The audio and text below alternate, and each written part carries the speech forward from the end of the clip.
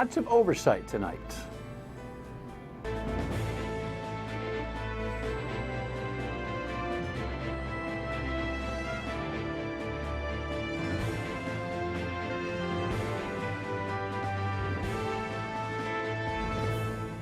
The Dan York State of Mind program is brought to you in part by Lookout Rhode Island and Taco Comfort Solutions. Good Friday evening to you. We record our Friday programs on Thursday afternoons, so note that in terms of the news cycle and the like. But as we were recording Thursday afternoon's broadcast, we were reflecting on some of the news last night from the House Oversight Committee, and that will headline our conversation. Thanks for tuning in. Pat Serpa is our guest. She chairs House Oversight and is fit to be tied at this point. Really kind of laid the lumber down at the committee on Wednesday evening. And we're going to talk about that, some of these hyper DCYF call-in rates from teachers, as we've learned, and a couple of other things happening at the legislature. So let's just dig in, okay? Here's a headline on Wednesday night's developments as reported yesterday afternoon, and here's Eyewitness News' version of it. Dismal at best. It was a night of frustration in room 101 at the Rhode Island State House. Why is this still happening? Nothing's changed. It's gotten worse. Public comment and signs expressing dissatisfaction with MTM, the company that Gina Collins says isn't doing its job of picking up people at Centradale Manor in North Providence, where she works as a resident service coordinator. They're not getting picked up. They're missing their appointments. They're getting charged by doctors. We're fighting with the doctors. I'm fighting with MTM to call the doctors so that they understand why they're not making their appointments. According to Vice President of MTM Public Affairs, Phil Stahlberger, there's been an 80% decrease in complaints. Because it means Rhode Island members are getting the services that they need. From 1,300 in January to 229 during the month of September. And so we're currently today providing 5,000 trips per day in the state of Rhode Island, and I'd say things are going a lot better than they were. Anytime you start a new contract, you're going to have some troubles, but we've right-sized the contract, and we feel like we're on par. Representative Patricia Serpa used her seat as chairwoman to express that the improvements by MTM isn't good enough. Another terrible contract. Saying that it might be time for EOHHS to make a change after 11 months of meetings. It's time to cut our losses, pay the penalty for voiding the contract, and put it out to bid.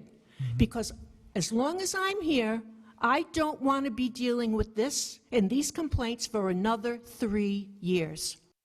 Seems like a level of righteous indignation. Welcome. Good to see you. Thank you. Nice to be here. How do we get into this mess? Well, Dan, I call it UHIP 2, and UHIP's first cousin. I have a prejudice that we're just not very good at awarding, and I've said it over and over, awarding and monitoring contracts. I think when somebody signs on the dotted line, it's, here you go, have fun. But and I don't want to get ahead of myself or ahead of you, but a couple of disturbing things came to light last night, that this contract was amended in April, and Patrick Teig, Director Teig of EOHHS, and he oversees this part of the Human Services Program, he and MTM took out what we thought were two important clauses, that number one, MTM no longer had to encourage the employment and development of minority-owned businesses or women-owned businesses. And the other amendment they made was that no longer are drivers who committed Medicare or Medicaid fraud excluded from providing services to our vulnerable population. Well, okay, so what's the logic for either? Well, let's start with the latter first. Those who have been accused of that fraud or convicted of that fraud? Accused.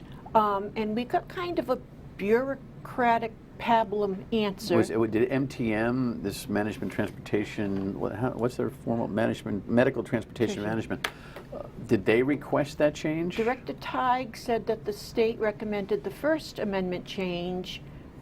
No, MTM directed the First Amendment change, and the state asked for the second one. Oh, so the state wanted to loosen up the restrictions on those who've been... That's what he said. ...worried about fraud? And you know what? set the triggers off to us is What, that, what was the logic of that?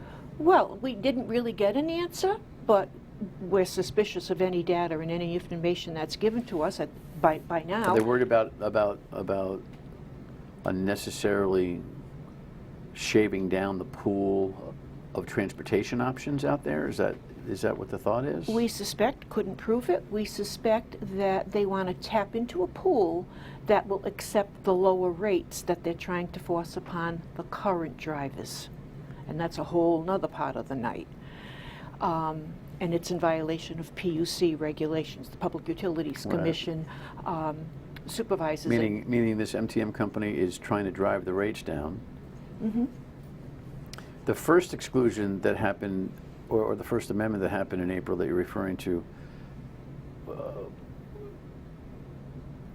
are they worried that minority businesses aren't providing the adequate services? No, they said that it's already in state law, so it wasn't necessary. And maybe this is a weak comparison, What's but in state law? that you have to consider promoting minority and women businesses when Correct. you award a I contract. thought you were saying the exclusion was No, not no, in state law, because that's not the case. Right, but Yeah. they took it out because they said it's already in state law. But to me, that's like saying the 10 Commandments, thou shalt not kill. Well, we all know we shouldn't commit murder, so the Pope can take out that commandment. So leave it alone. If it's already state law, why do you have to make a contract amendment to take that out? And what makes us more suspicious is why do you have to now not exclude drivers who have possibly committed Medicare or Medicaid fraud in the past?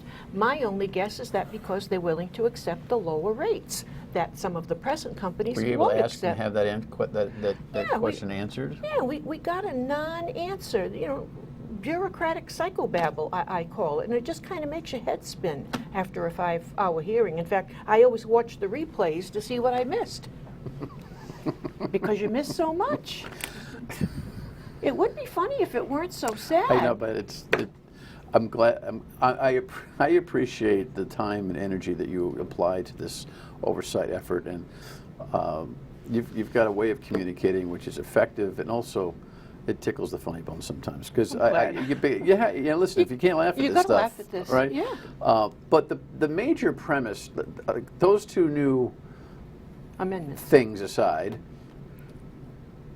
this company has been underperforming its contract in your mind. Correct. The time frame of this contract is about 3.5 years, right? Correct.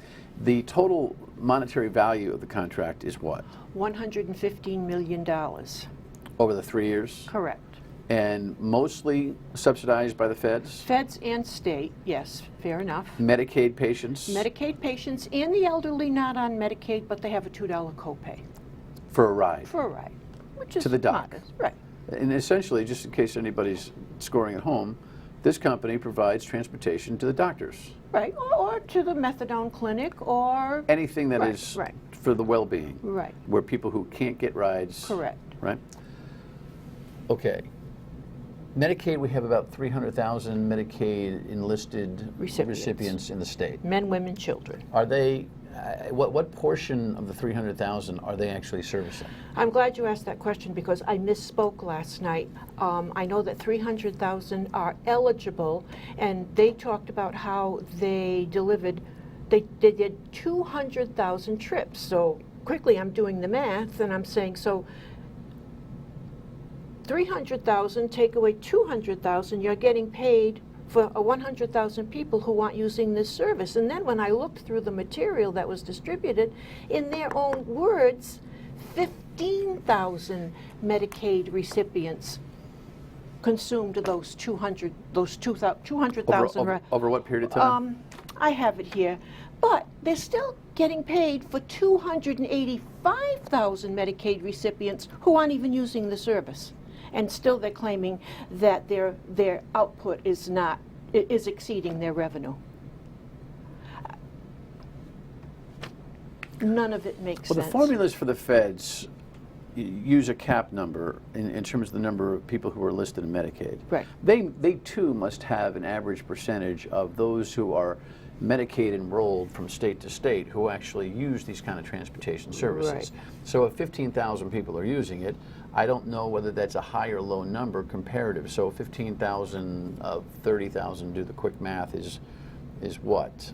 300,000 actually. I mean of 300,000. Right. So 15,000, 10,000, 30,000 would be 10%. So 5% of the Medicaid enrollees are using the this transportation service. services. Have you studied the formulas in other states to see how transportation companies are funded? Because the 200,000 trips means that 15,000 people have used 200,000 trips. That's about what, eight trips per person. But I don't know what the time frame is for this number and this data. It's over the course of several months, and I have Well, it it makes in- sense. If yeah. someone is inclined to use the service, Right. they're going to use it repetitively, right? Chronic illness, absolutely, Okay. going for dialysis, going for So radiation. what essentially is the problem right now? Where do I begin? We need an hour for this program. I think the problem is that they underbid the contract. A number of us kind of hung back after the meeting last night to discuss and digest some of what we heard.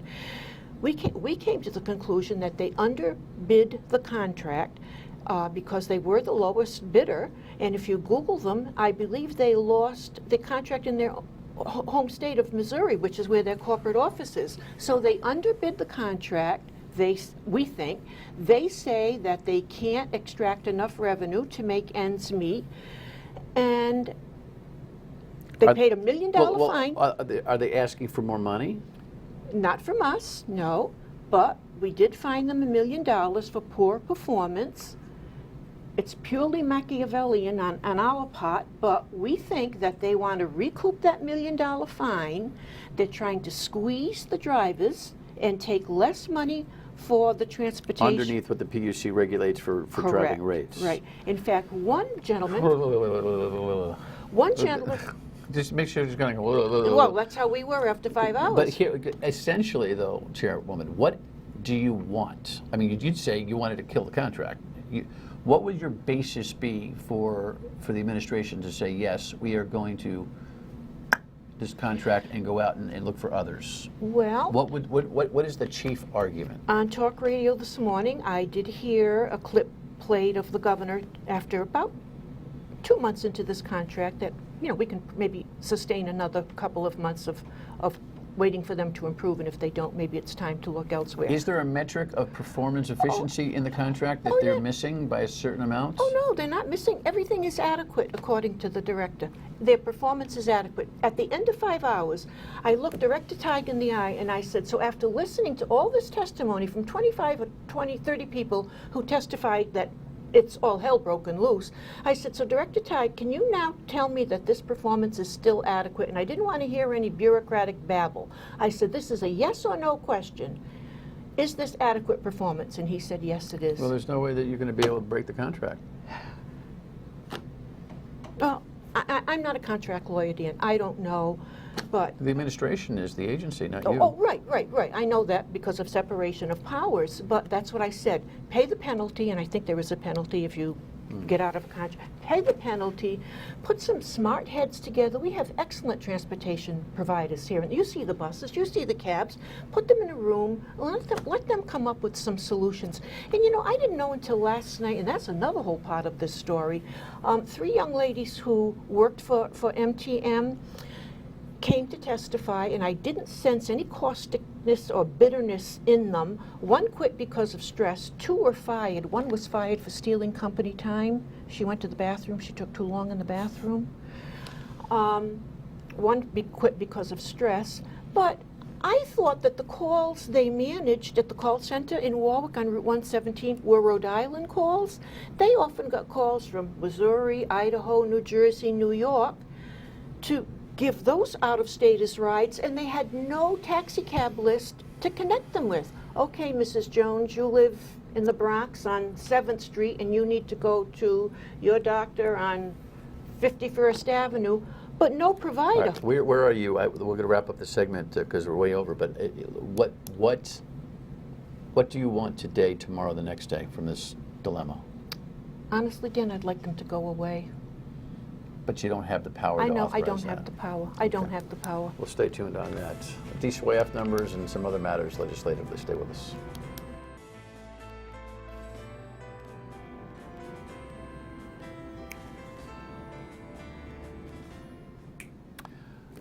Okay, I guess we are back in our second segment. That is a headline from the Target 12 story about the level of DCYF calls from teachers about potential abuse issues. And what is interesting about this is that we can't really tell the difference between what might be just a little bit of neurotic hyperbole and the truth. Mary Beth Calabro, president of the Teachers Union, was with us last night and talked about it.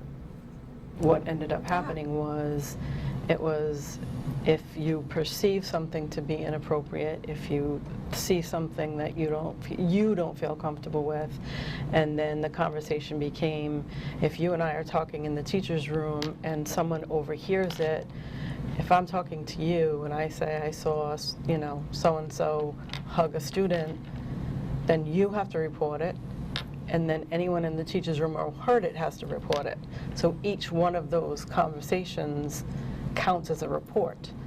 So it was anyone within earshot of the conversation had to report. And it just ballooned. It's a real news story with DCYF getting deluged by the number of calls coming from teachers who are now worried. It all really kind of stemmed from the way the new law was written, that anybody who had custodial responsibility for children and saw something had to call DCYF directly. But then it was really buoyed by the Violet Lamar story, where the principal of Kazarian Elementary School was charged for a misdemeanor crime, which killed her career, for not reporting quick enough to the state a problem with one of her teachers, a gym teacher. You've been on the DCYF thing for a long time. Have you been following this particular anomaly, and what do you think about it? I have been, and I think one of the causes is exactly what you said concerning that principal. But I also think that there is, I don't even want to use the word awareness, but I think there's a heightened level of fright among the teachers, and I was one, among the teachers, that if they don't report, there will be consequences for them.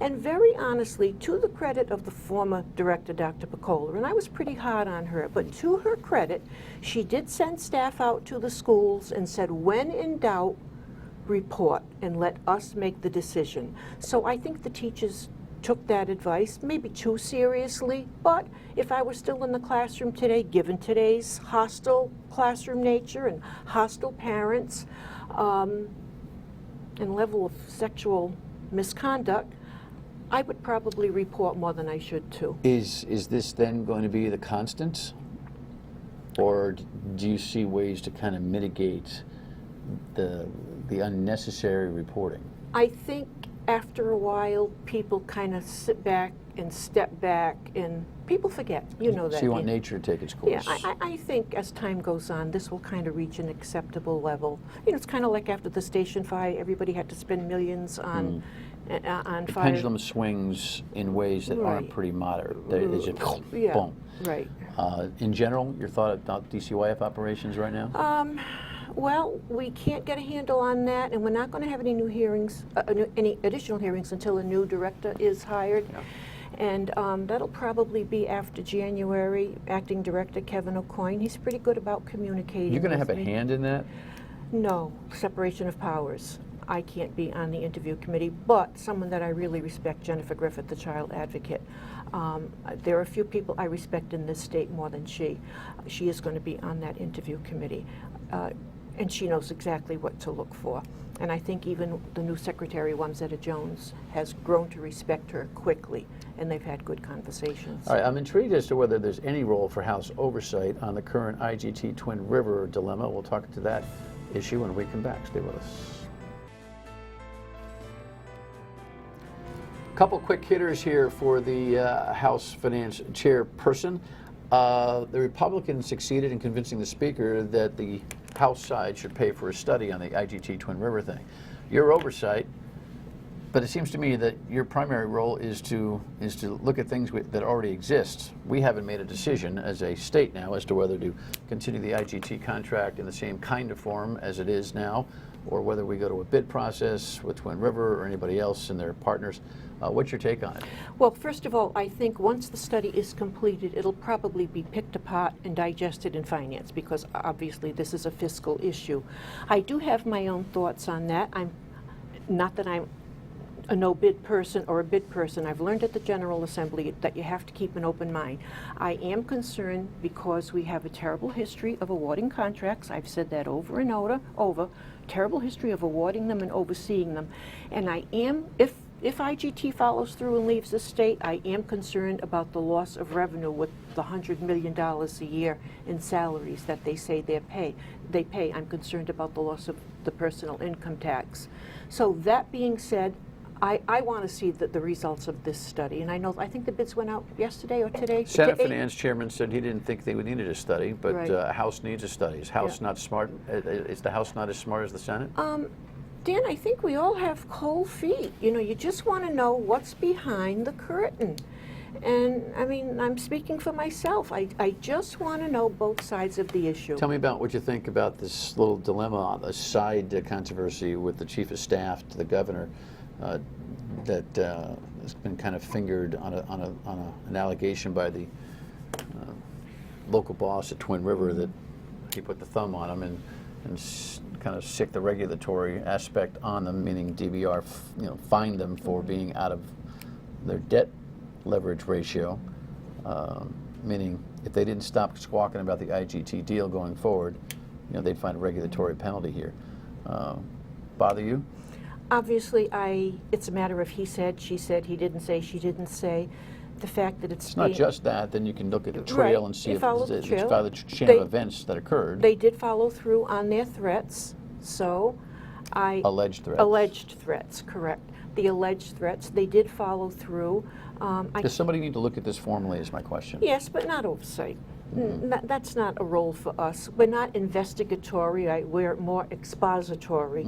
So yeah, I think someone should look at it and put all of Well, our... it seems to me the only party that is in that pipeline would be the Attorney General's office. The Attorney General, I guess, or the state police. Fair? No? Yes? Well, they work hand in hand. Yeah, so I'm comfortable with that. Let the I truth just wonder prevail. whether or not this dangling allegation just flitters away, or whether, I mean, we're talking about the boss of a $300 million cash flow agency, Twin River, making this accusation against the Chief of Staff and the Governor. The Governor says never happened. So too says the Chief of Staff. But, I think these kind of things just can't be left on he said basis. I thought the GOP also insisted upon an investigation. Well, they're or am going to I wrong? ethics. They're going to ethics, but over her... It seems to me on the fork in the road they took the wrong turn. Yeah, Looking well- for, it seems to me the Attorney General is the only place that actually picks this thing up formidably. But But they could still file another complaint. There's two forks in the road. quick take, have you seen this thing where New York City dumped a bunch of homeless did. folks on the state? I did, without alerting Or them. on cities across the country, Yes, actually. yes. Talk about setting them up to fail. And fortunately or unfortunately, as I understand it, 4 families came to the state of Rhode Island. So in those 4 families, there may be 20 residents, and it's going to strain our human services more. Be right back. Gotta go. Happy Veterans Day. Good night.